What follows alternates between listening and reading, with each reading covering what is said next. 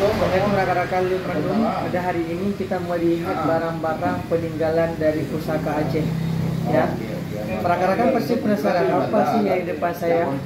Yang pertama ada namanya ini tempat penyimpanan kapur. Jadi orang-orang Aceh pada zaman dulu mereka menyimpan kapur untuk dimakan dengan suri di dalam kotak ini. Bisa disu, abangku? Ini dia. Dan biasanya kotak ini dihiasi dengan suasa dan perpaduan emas. Ini sama.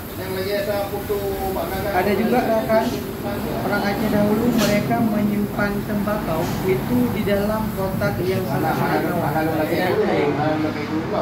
Kotaknya seperti ini dengan full ukiran motif-motif. Dan biasanya rekan-rekan orang Aceh itu menghias dengan hiasan perak. Perak di atasnya ada juga emas. Ini hiasannya emas dan suasa, tetapi ini sudah tercopot ya. Nah, beginilah sejarah Aceh pada zaman dulu rekan-rekan. Salam dari Aceh. Assalamualaikum warahmatullahi wabarakatuh.